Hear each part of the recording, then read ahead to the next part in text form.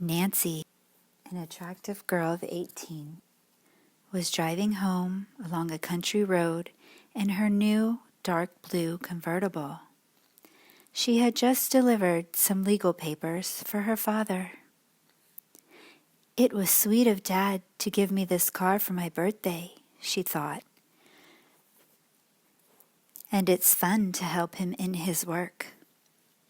Her father, Carson, a well-known lawyer in their hometown of River Heights, frequently discussed puzzling aspects of cases with his blonde, blue-eyed daughter. Smiling, Nancy said to herself, "Dad depends on my intuition." An instant later, she gasped in horror. From the lawn of a house just ahead of her, a little girl about 5 years old of age had darted into the roadway. A van, turning out of the driveway of the house, was barely 50 feet away from her. As the driver vigorously sounded the horn in warning, the child became confused and ran directly in front of the van. Miraculously, the little girl managed to cross the road safely and pull herself up onto a low wall, which formed one side of a bridge. But the next second, as the van sped away, the child lost her balance and toppled off the wall out of sight. "Oh my goodness!" Nancy cried out, slamming on her brakes. She had visions of the child plunging into the water below, perhaps striking her head fatally on a rock.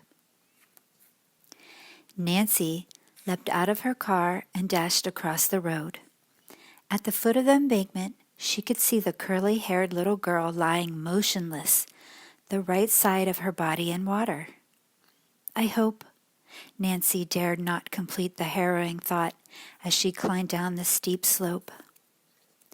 When she reached the girl, she saw, to her great relief, that the little girl was breathing normally, and no water had entered her nose or mouth.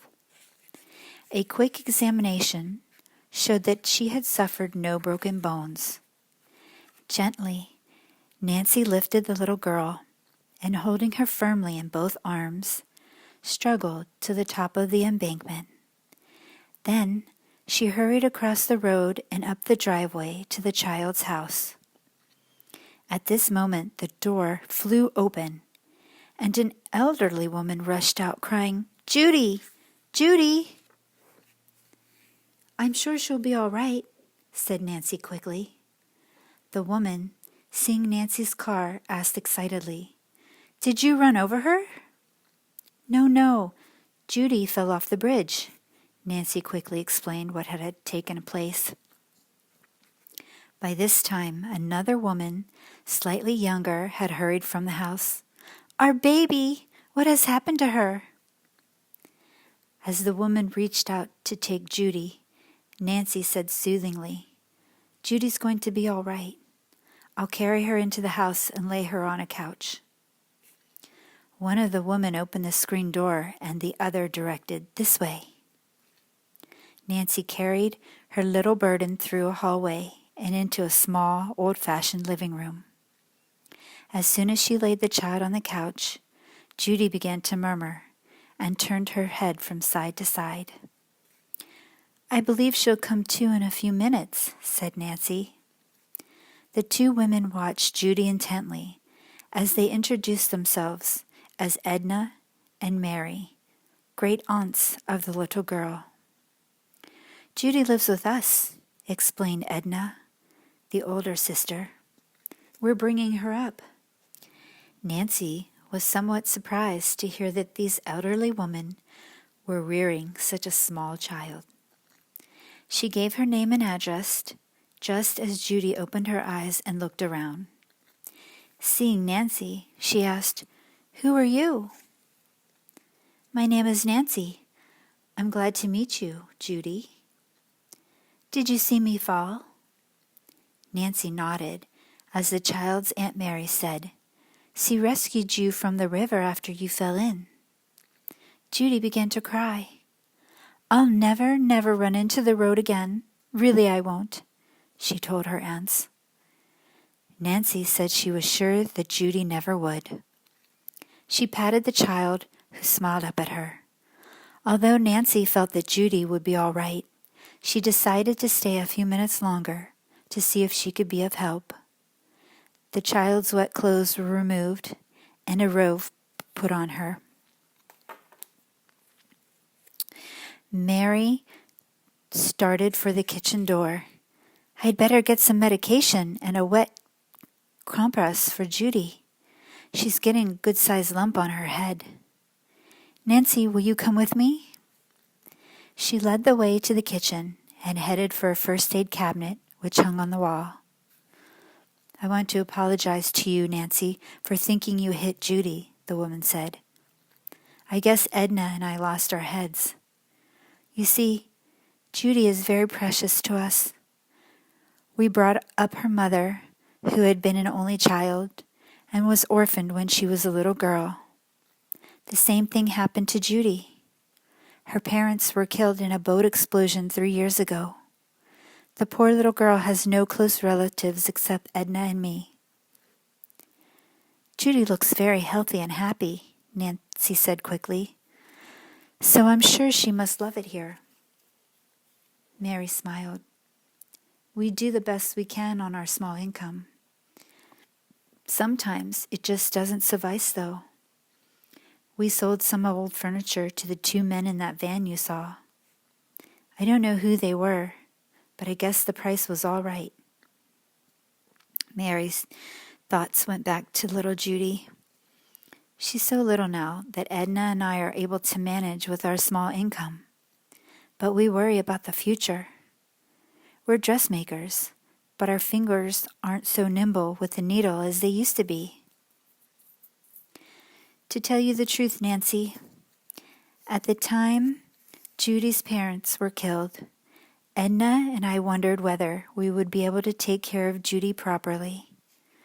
But we decided to try it, and now we wouldn't part with her for anything in the world. She's won our hearts completely." Nancy was touched by the story. She knew what was in the midst of the Turner sisters. Living costs would become higher, and with their advancing years, their own income would become lower.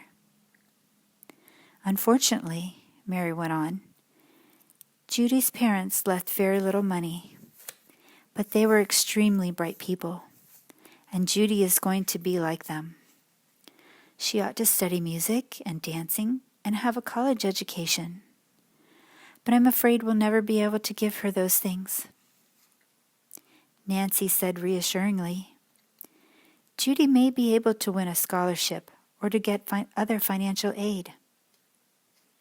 Mary, finding Nancy a sympathetic listener, continued, "A cousin of our father's named Josiah used to help us, but he passed away a couple of months ago.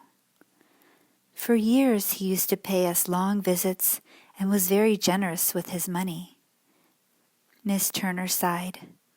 "He always promised to remember us in his will. He loved little Judy. And I'm afraid Edna and I came to depend on that in our plans for her. But he did not carry out his promise." Nancy smiled understandingly and made no comment. But she did wonder why Mr. Crawley had changed his mind. Josiah went to live with some other cousins. After that, things changed. He rarely came to see us. But he was here just last February and said the same thing, that Edna and I were to inherit money from him. He had always helped us, and it seemed strange that he should stop so suddenly. Mary looked at Nancy. "Maybe you know our well-to-do cousins that he went to stay with. They live in River Heights. They're the Richard Tomphams." "Do they have 2 daughters named Ada and Isabel?" Nancy asked. "If so, I know them." "That's the family all right," replied Mary. Nancy detected a hint of coolness in the woman's voice. "Do you like those two girls?" Miss Turner asked. Nancy did not answer at once. She had been taught never to gossip. But finally, she said tactfully, "Anna and Isabel were in high school with me. They were never my close friends. We, didn't see eye to eye on various things." By this time, Mary had selected a few items from the first aid chest. Now she went to the refrigerator for some ice cubes. As she arranged the various articles on a tray, she said, "Well, when Cousin Josiah passed away, to our amazement, Richard produced a will which made him executor of the Crowley estate and left all the money to him, his wife, and the two girls." "Yes, I did read that in the newspaper," Nancy recalled. "Is the estate a larger one?"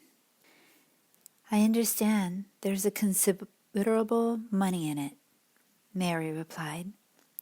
"Some of Josiah's other cousins say he told them the same thing he told us, and they are planning to go to court about the matter." The woman shrugged. "But I guess a fight to break the will would be hopeless. Nevertheless, Edna and I cannot help feeling there must be a latter will, although as yet no one has presented it." Nancy followed Miss Turner into the living room. The cold compresses helped to reduce the swelling, where Judy had hit her head on a rock.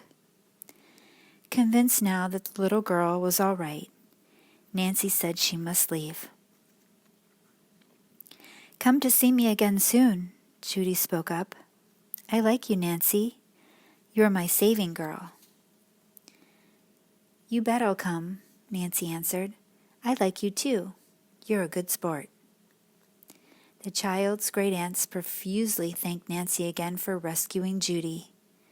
The visitor had barely reached the door when Edna suddenly said, "Mary, where's our silver teapot?" "Why, right there on the tea table." "Oh, it's gone." Edna ran into the dining room. "The silver candlesticks, they're gone too." Nancy had paused in the doorway, startled. "Do you mean the pieces have been stolen?" she asked. "They must have been," replied Mary, who was white with apprehension. "By those men who bought some of the furniture from us." Instantly, Nancy thought of the men in the van. "Who were the men?" she asked. "Oh, Mary, how could we have been so careless?" Edna wailed. "We don't know who the men were. They just knocked on the door and asked if we had any old furniture that we wanted to sell. We'll never get the silver back." "Maybe you will," said Nancy. "I'll call the police." "Oh dear," Mary said woefully. "Our phone is out of order." "Then I'll try to catch up to the van," Nancy declared. "What did the men look like?" They were short and heavy-set. One had dark hair, the other light. They had kind of large noses. That's about all I noticed." "Me too," said Edna. With a hasty goodbye, Nancy dashed from the house and ran to her car. Chapter 2. The blue convertible sped along the country road. Nancy smiled grimly. "I'm afraid I'm exceeding the speed limit," she thought. "But I almost wish a trooper would stop me. Then I can tell him what happened to the poor Turner sisters." Nancy watched the tire marks which the van driven by the thieves had evidently made in the dirt road. But a few miles further on, a feeling of dismay came over her. She had reached a V-shaped intersection of two highways. Both roads were paved, and since no tire impressions could be seen, Nancy did not know which highway the thieves had taken. "Oh dear," she sighed. "Now what shall I do?" Nancy concluded that her wisest move would be to take the road which led to River Heights. There was a state police barracks just a few miles ahead. I'll stop there and report the theft. She kept looking for the van, which she recalled as charcoal gray. I wish I'd seen the license number or the name of the firm that owns the van, Nancy said to herself ruefully. When she reached the state police headquarters, Nancy introduced herself to Captain Runcie and told about the robbery, giving what meager information she could about the suspects. The officer promised to send out an alarm immediately for the thieves and their charcoal gray moving van.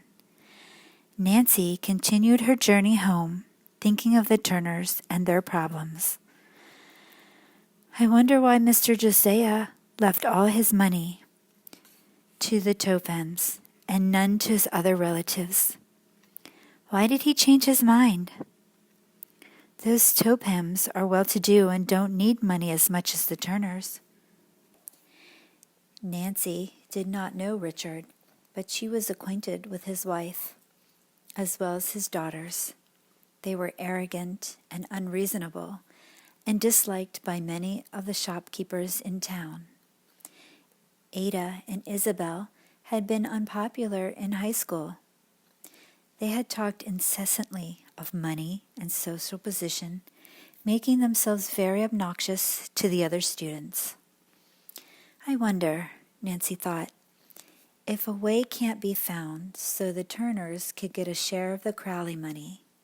I'll ask Dad. 5 minutes later, Nancy pulled into the double garage and hurried across the lawn to the kitchen door of the Drews' large red brick house. The building stood well back from the street and was surrounded by tall, beautiful trees. "Hello, Nancy," greeted the pleasant, slightly plump woman who opened the door. She was Hannah, housekeeper for the Drews, who had helped rear Nancy since the death of the girl's own mother many years before. Nancy gave her a hug, then asked, "Dad home? I see his car is in the garage." "Your father's in the living room, and dinner will be ready in a few minutes." Nancy went to say hello to her tall, handsome father, then hurried to wash her hands and comb her hair before the three who formed the Drew household sat down to dinner. During the meal, Nancy related her adventure of the afternoon. "What tricky thieves!" Hannah burst out. "Oh, I hope the police capture them." "They certainly took advantage of those Turner sisters," Mr. Drew commented. "Mary and Edna are in financial difficulties," Nancy commented. "Isn't it a shame that Josiah Crowley didn't bequeath some of his estate to the Turners and other relatives who need the money?" Carson Drew smiled affectionately at his only child, then said, "Yes, it is, Nancy. But unless a will written later turns up, that's the way it has to be." "The Turners think there is another will," Nancy told him. "Wouldn't it be wonderful if it could be found?"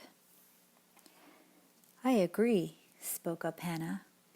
"It's well known in town that Miss Topham and her daughters were unkind to Josiah for some time before he died. Their excuse was that Josiah's eccentricities were extremely trying. The Tophams have never been noted for any charitable inclinations," Mr. Drew observed with a smile. "However, they did give Josiah a home." "Only because they knew he was going to leave all of his money to them," said Hannah. "If I'd been Josiah, I wouldn't have stayed there." The housekeeper sighed. "But when people get old, they don't like change. And probably he put up with things rather than move." She said the treatment the Tophams had accorded old Josiah had aroused a great deal of unfavorable comment throughout River Heights. Nancy had not known him personally, but she had often seen the elderly man on the street. Secretly, she had regarded him as a rather nice, kindly person. His wife had died during an influenza epidemic, and after that, he had made his home with various relatives. According to rumors, all these people had admitted that he had paid his board and done many favors for them. They in turn had been very kind to him, and though poor themselves, had tried to make Josiah Crowley comfortable and happy. "Tell me everything you know about Mr. Crowley," Nancy urged her father. The lawyer said that the old man had publicly declared he intended to provide in his will for several deserving relatives and friends. Then, 3 years before his death, the Topham family, who had never shown an interest in him, had experienced a sudden change of heart. They had begged Josiah Crowley to make his home with them, and at last he had consented. Shortly after he moved into the Topham's house, Mr. Drew was told that the old man had decided to leave all his money to them. Mr. Crowley, though failing in health, maintained a firm grip on life. But as time went on, he became more and more unhappy. He continued to live with the Tophams, but it was whispered about that he frequently slipped away to visit his other relatives and friends, and that he intended to change his will again. "Then there must be a later will," Nancy said hopefully. Mr. Drew nodded and went on. One day, Josiah Crowley became critically ill. Just before his death, he attempted to communicate something to the doctor who attended him, but his words, other than will, were unintelligible. After the funeral, only one will came to light, giving the entire fortune to the Tophams. "Dad, do you suppose Mr. Crowley was trying to tell the doctor something about another will, which he had put someplace where Tophams couldn't find it?" Nancy asked. "Very likely," the lawyer replied. "Probably he intended to leave his money to relatives who had been kind to him, but fate cheated him of the opportunity." "Do you think anybody has looked for another will?" Nancy questioned. "I don't know, but I'm sure of this. If another will shows up, Richard Topham will fight it. The estate is a considerable one, I understand, and they aren't the kind of people to share good fortune." "Can't the present will be contested?" Nancy asked. "I hear that other relatives have filed a claim, declaring they were told another will had been made in their favor. But unless it is located, I doubt that the matter will ever go forward." "But the Tophams don't deserve the fortune," Hannah Gruen remarked. "And besides, they don't need the money. It doesn't seem fair." "It may not be fair, but it's legal," Mr. Drew told her, "and I'm afraid nothing can be done about the situation." "Poor Judy and her aunts," said Nancy. "The others were affected in the same way," her father remarked. "For instance, 2 young women who lived on the river road. I don't know their names. I understand they were not related to Mr. Crowley, but were great favorites of his. They're having a struggle and could use some extra money. Nancy lapsed into silence. She felt strongly that a mystery lurked behind the Crowley case. Dad, don't you believe Josiah made a second will? Nancy questioned suddenly. You sound like a trial lawyer the way you cross-examine me, Mr. Drew protested, but with evident enjoyment. To tell the truth, Nancy, I don't know what to think, but something did happen which might indicate that Mr. Crowley at least intended to make another will. Please go on, Nancy begged impatiently.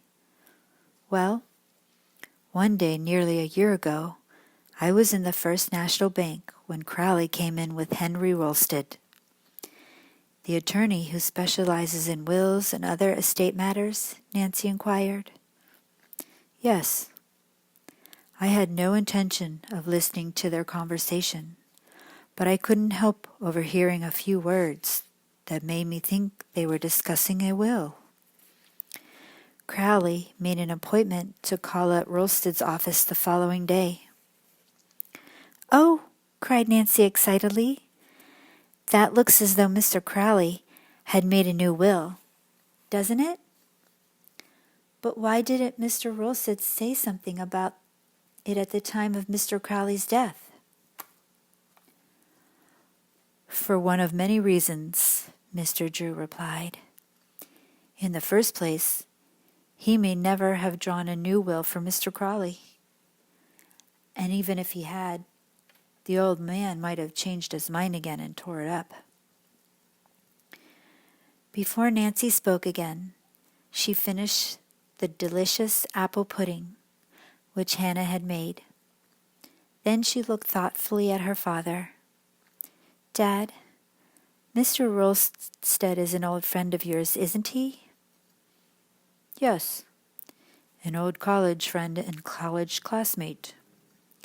Then won't you please ask him if he ever drew up a will for Mr. Crowley or knows anything that might solve this mystery? That's a rather delicate question, young lady. He may tell me it's none of my business. You know he won't. You're such good friends. He'll understand why you're taking a special interest in this case. Will you do it, please? I know you like to help people who are in trouble, her father said. I suppose I could invite Mr. Rolsted to have lunch with me tomorrow. Wonderful, Nancy interrupted eagerly. That would be a splendid opportunity to find out what he knows about a later will. All right. I'll try to arrange a date. How about joining us? Nancy's face lit up as she said, Oh, thank you, Dad. I'd love to. I hope it can be tomorrow so we won't have to waste any time trying to find another will. Mr. Drew smiled. We? He said. You mean you might try to find a hidden will if Mr. Crowley wrote one? I might. Nancy's eyes sparkled in anticipation. Chapter 3. What are your plans for this morning, Nancy? Her father asked at the breakfast table. I thought I'd do a little shopping, she replied. Her eyes twinkled. There's a dance coming up at the country club, and I'd like to get a new dress. Then will you phone me about lunch? Or better still, how about eating with me, whether Mr. Rolsted comes or not? I'll be there, Nancy declared gaily. All right. Drop in at my office about 12:30. If Mr. Rolsted does accept my invitation, we'll try to find out something about Josiah Crowley's will. Mr. Drew pushed back his chair. I must hurry now, or I'll be getting downtown. After her father had left, Nancy finished her breakfast, then went to the kitchen to help Hannah Gruen, who had already left the table. Any errands for me? Nancy asked. Yes, dear, here's a list, the housekeeper replied, and good luck with your detective work. Hannah gazed at the girl affectionately, and several thoughts raced through her mind. In school, Nancy had been very popular and made many friends. But through no fault of her own, she had made 2 enemies, Ada and Isabel Topham. This worried Hannah. The sisters, intensely jealous of Nancy, had tried to discredit her in positions she had held in school. But loyal friends had always sprung to Nancy's defense. As a result, Ada and Isabel had become more unpleasant than ever to Nancy. Thanks for your encouragement, she said to Hannah a little later, giving her a hug. Whatever you do, Nancy, beware of those Topham sisters. They'd be only too happy to make things difficult for you. I promise to be on my guard. Before leaving the house, Nancy phoned the Turners. She was glad to hear that Judy had suffered no ill effects from her fall. But she was disappointed that the police had found no clue to the thieves who had stolen the silverware. Please let me know if you learn anything, Nancy said, and Edna promised to do so. Becomingly dressed in a tan cotton suit, Nancy set off in her convertible for the shopping district. She drove down the boulevard and upon reaching the more congested streets, made her way skillfully through heavy traffic, then pulled into a parking lot. I think I'll try Taylor's department store first for a dress, she decided. Taylor's was one of River Heights' finest stores.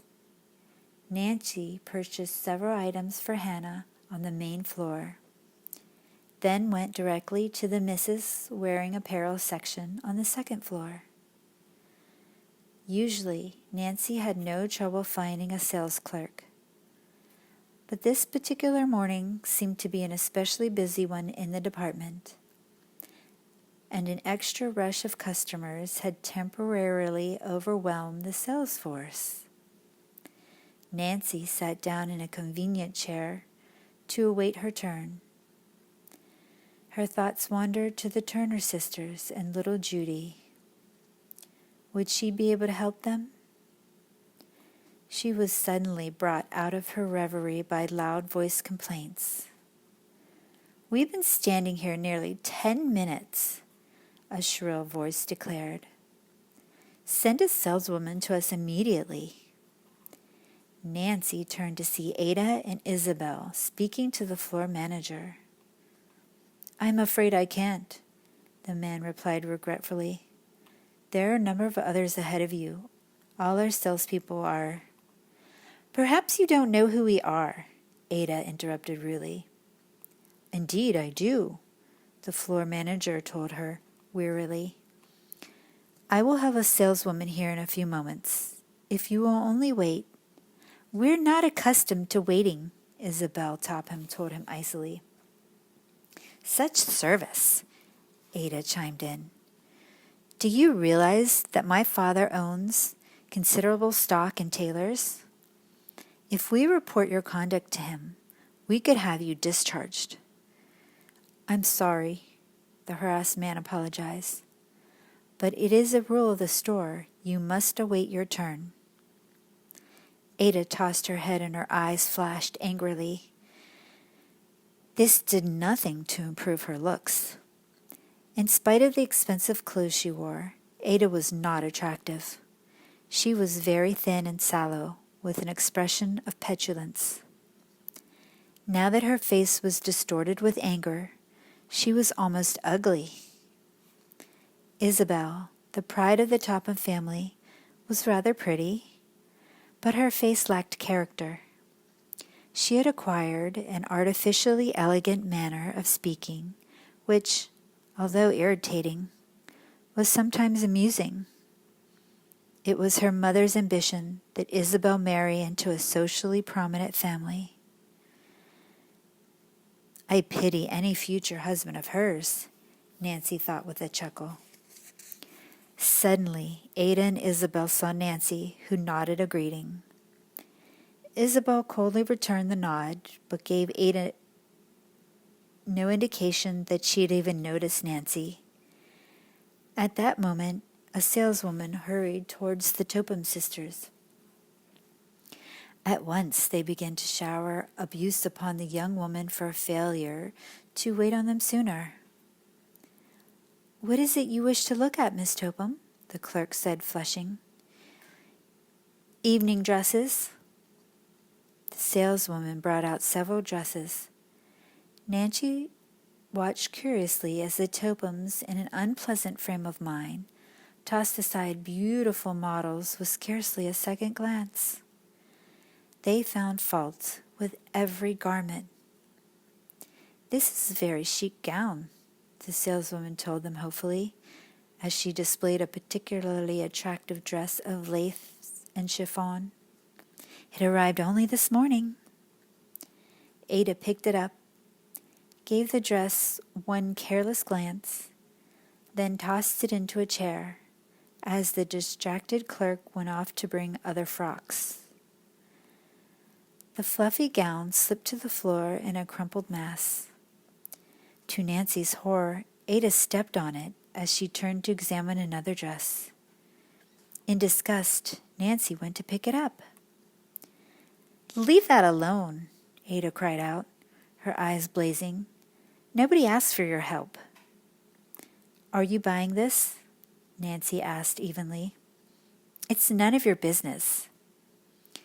As Nancy continued to hold the dress, Ada, in a rage, snatched it from her hands, causing a long tear in the chiffon skirt. "Oh," Isabel cried out, "now you've done it. We better get out of here, Ada." "And why?" her haughty sister shrilled. "It was Nancy's fault. She's always making trouble." "It was not my fault," Nancy said. "Come on, Ada," Isabel urged, "before that clerk gets back." Reluctantly, Ada followed Isabel out of the department. As they rushed toward a waiting elevator, Nancy gazed after them. At this moment, the saleswoman reappeared with an armful of lovely frocks. She stared in bewilderment at the torn dress. "Where did my customer go?" she asked Nancy worriedly. Nancy pointed toward the elevator, but made no comment. Instead, she said, "I'm looking for an evening dress myself. This torn one is very pretty. Do you think it could be mended?" "Oh, I don't know," the woe-begone clerk wailed. "I'll probably be held responsible, and I can't afford to pay for the dress." "I'm sure tailors wouldn't ask you to do that," Nancy said kindly. "If there's any trouble, I'll speak to the manager myself. What usually happens is that such a dress is greatly reduced." "Thank you," the clerk replied. "I'll call Miss Reed, the fitter, and see what can be done." "First, let me try on the dress," Nancy said, smiling. They found a vacant fitting room, and Nancy took off her suit and blouse. Then she slipped the lovely pale blue dance creation over her head, and the saleswoman zipped it up. "It's darling on you," she said enthusiastically. Nancy grinned. "I kind of like it myself in it," she said. "Please call the fitter now." Presently, Miss Reed, a gray-haired woman, appeared. Within seconds, she had made a change in an overlap of the chiffon skirt.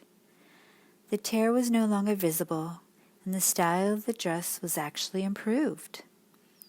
"I told our manager what happened," said the saleswoman. "If you want the dress, he will reduce the price 50%. "How wonderful!" Nancy exclaimed. Laughing, she said, "That price will fit into my budget nicely. I'll take the dress. Please send it." She gave her name and address.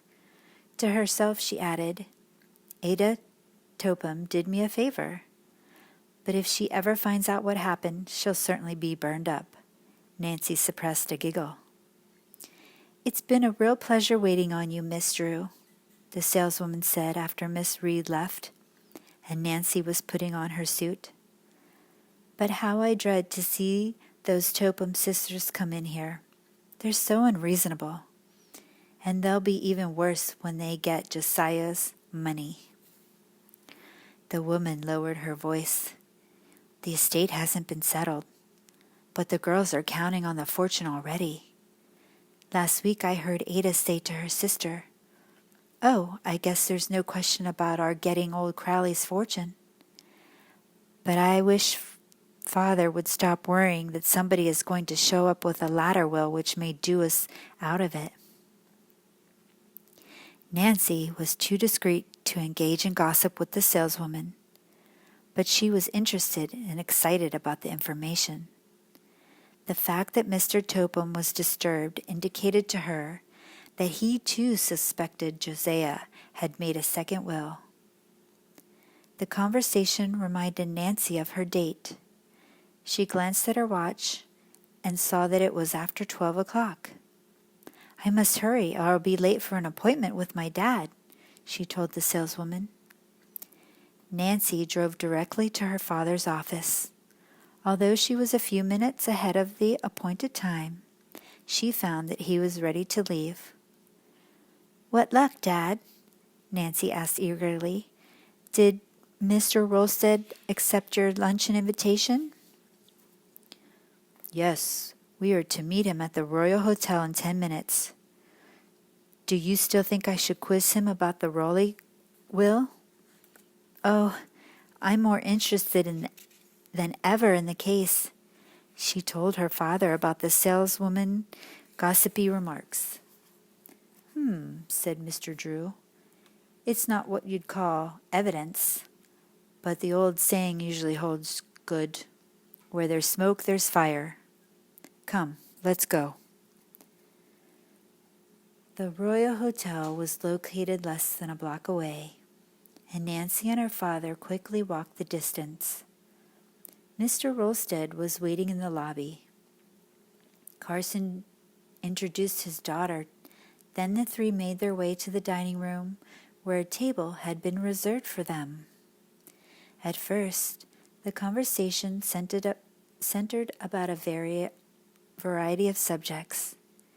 As the luncheon progressed, the two lawyers talked enthusiastically of their college days together, and finally of their profession. Nancy began to fear that the subject of the Crowley estate might never be brought up. Then, after the dessert course, Mr. Drew skillfully turned the conversation into a new channel and mentioned some strange cases which he had handled. "By the way," he said, "I haven't heard from the details of the Crawley case. How are the Tophams making out? I understand other relatives are trying to break the will." For a moment, Mr. Rolstead remained silent. Was he reluctant to enter into a discussion of the matter? Nancy wondered. Finally, the lawyer said quietly, "The settlement of the estate wasn't given to me, Carson. But I confess, I followed it rather closely because of something that happened a year ago. As the present will stands, I do not believe it can be broken." "Then the Tophams fall heir to the entire estate," Mr. Drew commented. "Yes, unless a more recent will is uncovered." "Another will?" Carson inquired innocently. "Then you believe Crowley made a second one?" Mr. Rolstead hesitated, as though uncertain whether or not he should divulge any further information. Then, with a quick glance about, he lowered his voice and said, "Of course, this is strictly confidential." Chapter 4. Confidential, Mr. Drew repeated, looking at Mr. Rolstead.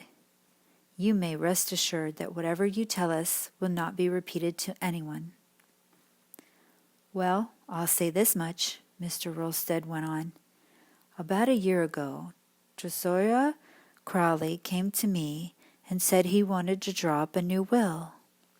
He indicated that he intended to spread out his bequest among several people.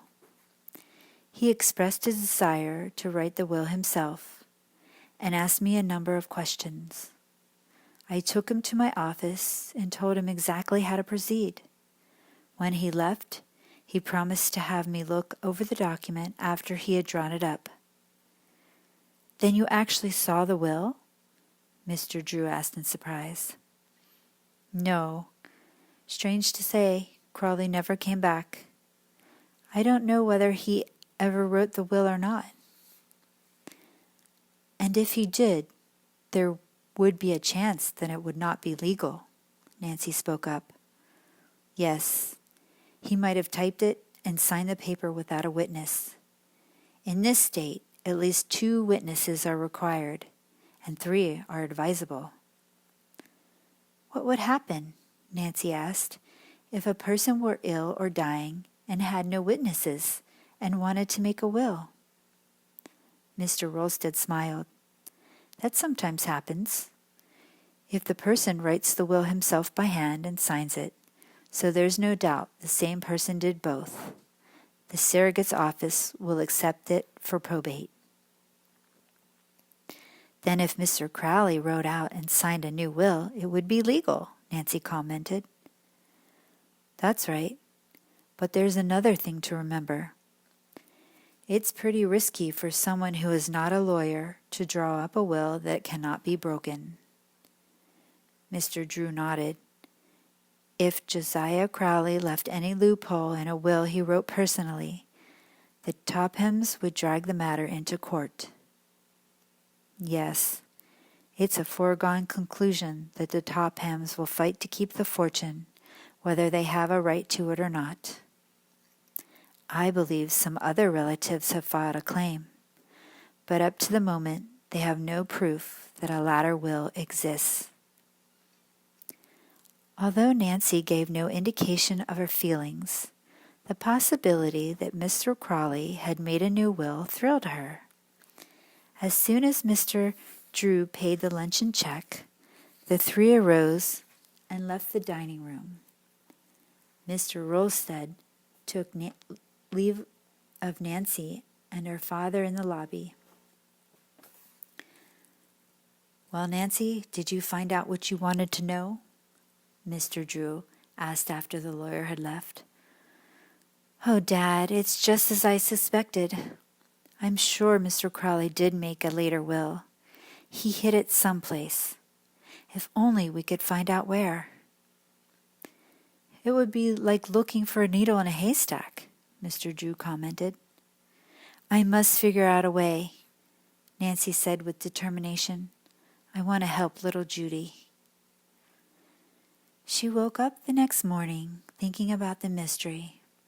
Where should she start hunting for possible clues to a second will? She continued pondering about it while she showered and dressed. As she entered the dining room, she was greeted with a cheery good morning from her father and Hannah. During breakfast, Mr. Drew said, Nancy, would you like to do a little errands for me this morning? Why, of course, Dad. I have a number of legal documents which must be delivered to Judge Hart at Masonville sometime before noon. I'd take them myself, but I have several important appointments. I'd appreciate it if you would drive over there with them. I'll be glad to go, Nancy promised. Besides, it's such a wonderful day. I'll enjoy the trip. Where are the papers? At the office. You can drive me down and I'll get them for you. Nancy, wearing a yellow sun-back dress and jacket, hurried away to get her gloves and handbag. Before Mr. Drew had collected his own belongings, she had brought her car from the garage and was waiting for him at the front door. I put the top down so I can enjoy the sun, she explained as her father climbed in. Good idea. I haven't heard you mention the Crowley case yet today, Mr. Drew teased as they rode along. Have you forgotten about it? Nancy's face clouded. No, I haven't forgotten, but I must admit I am stumped as to where to search for clues. Maybe I can help you. I've learned that the two girls on River Road who expected to be remembered in the will are named Hoover. You might look them up on your return trip. That's great. I'll watch the mailboxes for their name. When they reached the building where Mr. Drew had his office, Nancy parked the car and waited while her father went upstairs to get the legal documents to be delivered to Judge Hart. Returning a few minutes later, he placed a fat manila envelope in his daughter's hand. Give this to the judge. You know where to find him. Yes, Dad. In the old Merchants Trust Company building. That's right. Selecting a recently constructed highway, Nancy rode along, glancing occasionally at neatly planted fields on either side. Beyond were rolling hills. Pretty, she commented to herself. Oh, why can't all people be nice like this scenery and not make trouble? It was nearly 11 o'clock when she finally drove into Masonville. Nancy went at once to Judge Hart's office, but was informed he had gone to the courthouse. Recalling that her father had mentioned the necessity of the papers being delivered before noon, she set off in search of the judge.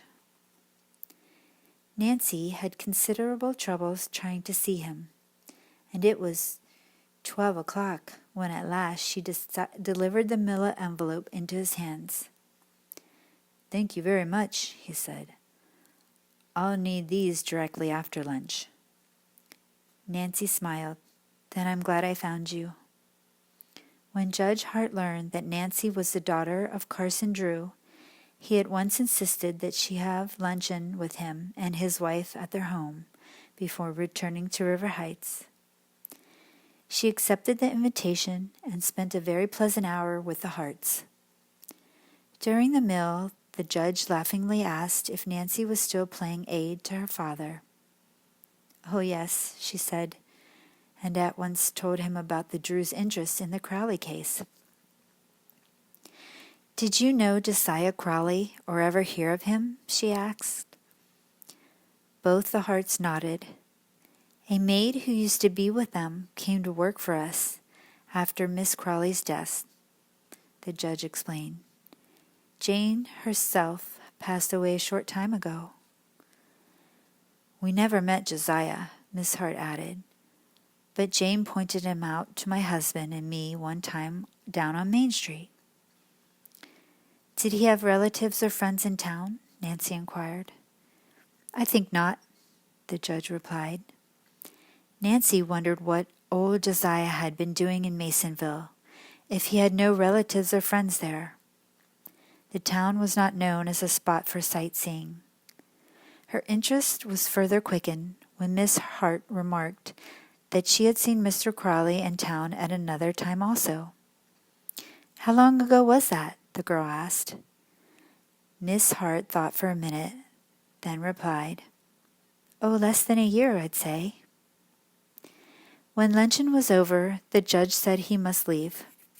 Nancy told the Harts she too should go. She thanked them for their hospitality, then said goodbye. Soon she was driving homeward. Why had Mr. Crowley gone to Masonville? She asked herself. Could it have anything to do with a later will? Nancy had chosen a route which would take her to the River Road. Half an hour later, she turned into the beautiful country road which wound in and out along the Muskako River, and began to look at the names on the mailboxes. Hoover, she reminded herself. About halfway to River Heights, while enjoying the pastoral scenes of cows standing knee-high in shallow sections of the stream, and sheep grazing on flower-dotted hillsides. Nancy suddenly realized the sun had been blotted out. A thunderstorm's on the way, she told herself, glancing at black clouds scudding across the sky. Guess I'd better put the top of the car up. She pressed the button on the dashboard to raise the top, but nothing happened. Puzzled, Nancy tried again. Still, there was no response. By this time, large drops of rain had started to fall. I'll get soaked, Nancy thought, as she looked around. There was no shelter in sight, but ahead, past the steep rise, was a sharp bend in the road. Hopefully that there would be a house or barn beyond, Nancy started the car again. Vivid forked lightning streaked across the sky. It was followed by an earth-shaking clap of thunder. The rain came down harder. "Oh, why didn't I bring a raincoat?" Nancy cried. When Nancy swung around the bend, she was delighted to see a barn with lightning rods about a quarter mile ahead. Farther on stood a small white house. I wonder if that's the Hoover place, Nancy mused. By now the storm was letting loose in all its fury. The sky was as dark as night, and Nancy had to switch on her headlights to see the road. She was already thoroughly drenched, and her thought of shelter at this point was one of safety rather than of keeping dry. Nancy turned on the windshield wipers, but the rain was so blinding in its intensity it was impossible to see more than a few feet ahead. Almost in an instant the road had dissolved into a sea of mud. Nancy had been caught in a number of storms, but never one as violent as this. She feared a bad skid might land her in a ditch before she could reach the shelter of the barn. How much further is it? She worried. It didn't seem this far away. The next instant, to Nancy's right, a ball of fire rocketed down from the sky. Oh, that was close, she thought fearfully. Her skin tingled from the electrical vibrations in the air. A moment later, a surge of relief swept over Nancy. At last, she breathed. At the side of the road, the barn loomed up. Its large double doors were wide open. Without hesitation, Nancy headed straight for the building and drove in. The next moment, she heard a piercing scream. Chapter 5. Nancy froze behind the wheel. Had she inadvertently hit someone? Her heart pounding in fright, she opened the car door to step out. At the same time, a shadowy figure arose from a pile of hay near her. "I guess I must have scared you silly when I screamed," said a girl of Nancy's age, stepping forward. You're all right?" Nancy gasped. "Yes, and I'm sorry I yelled. I came out here to check on our supply of feed for the chickens. I didn't think it was going to be a bad storm, so I didn't bother to go back to the house." "It's pretty bad," said Nancy. "Well, the storm terrified me," the girl continued. "I didn't hear your car coming in, and when it rushed in here, I panicked."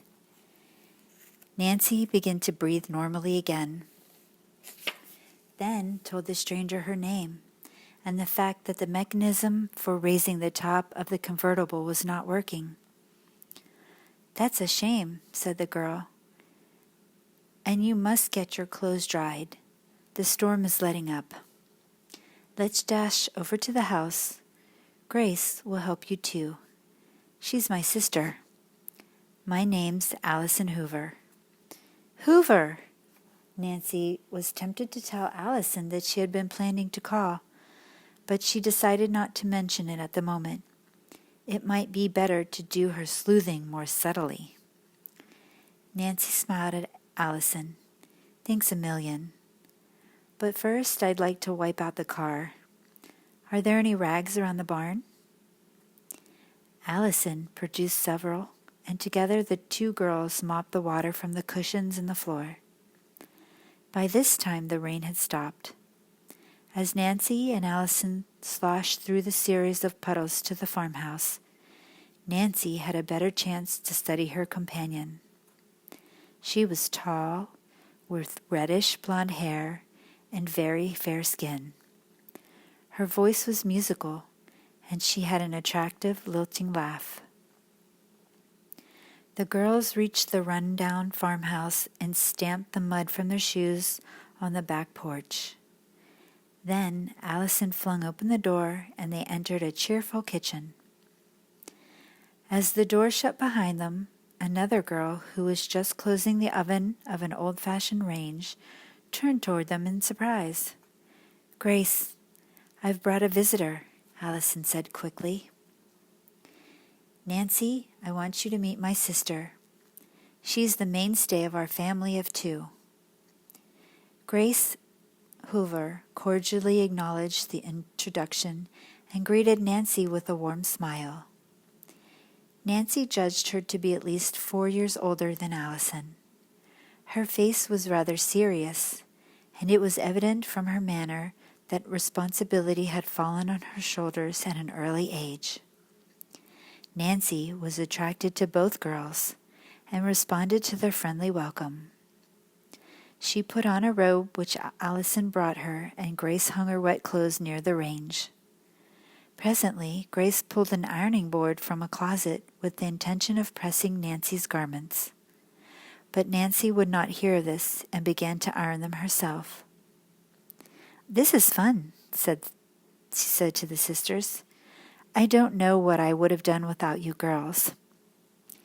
"It's great for us," Allison spoke up. "We don't have much company. To tell you the truth, we can't afford it." Grace stepped to the stove, removed a golden brown cake from the oven, and set it on the table to cool. "But today we're not talking about money. It's Allison's birthday, and this is a birthday cake. Nancy, if you're not in too much of a hurry, I wish you'd join us in a little celebration." "Why, I'd love to," Nancy said. "Grace's cakes are yummy," Allison declared. "I'm not much of a cook myself. My department is taking care of the barn and the chickens." Soon Nancy finished pressing her clothes and put them back on. Meanwhile, the cake had cooled, and Grace started to spread the chocolate frosting. "Suppose you two go into the living room and wait," she suggested. "I'll bring in the cake and tea." Nancy followed Allison to the adjoining room. Although it was comfortable, the room did not contain much furniture. The floor had been painted and was scantily covered with handmade rag rugs. With the exception of an old-fashioned sofa, an inexpensive table, a few straight-back chairs, and an old oil stove, which furnished heat in cold weather, there was little else in the room. However, dainty white curtains covered the windows, and Nancy realized that although the Hoovers were poor, they had tried hard to make their home attractive. "Do you two girls live here all alone all the time?" Nancy inquired. Allison nodded. "Grace and I have been living here since Father died. That was 2 years ago. Mother passed away just before that," the girl added with a slight catch in her voice. "Their illness took every penny we had." "Oh, I'm terribly sorry," Nancy remarked sympathetically. "It must be dreadfully hard for 2 girls to run the barn themselves." "Our farm isn't as large as it once was," Alice had said quietly. "We have only a few acres left. I know you are too polite to ask how we manage, Nancy. Grace helps as a dressmaker at Masonville whenever she can get work. She makes all her own clothes and mine too. And I raise chickens."